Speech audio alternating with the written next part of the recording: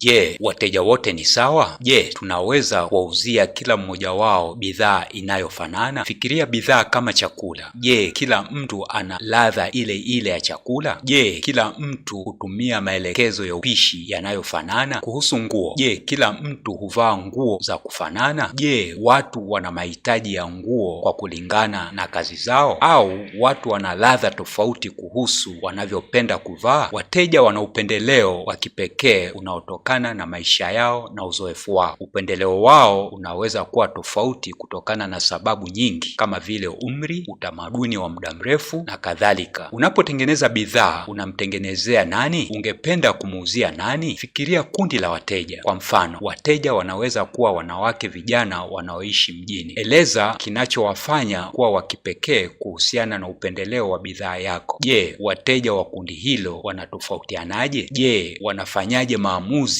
kununua bidhaa zako? Andika hatua chache wanazozipitia kufanya maamuzi. Wanataka nini kwenye bidhaa yako? Tumia uelewa wako kuunda bidhaa. Fikiria njia bora ya kuwasilisha muundo huo wa bidhaa kwa kundi hilo la wateja. Fikiria njia bora ya kutoa bidhaa hiyo kwa wateja. Fikiria jinsi ya kupanga bei ya bidhaa hiyo kwa ajili ya mteja huyo. Je, yapo makundi mengine ya wateja kuhusiana na bidhaa yako? Rudia mchakato huo kuhusiana na makundi mengine ya wateja. Ili kuwa na biashara yenye mafanikio, unahitaji kutengeneza bidhaa yako, kuipangia bei, kuiwasilisha na kugawa bidhaa kutegemea na upendeleo wa kundi la wateja wako.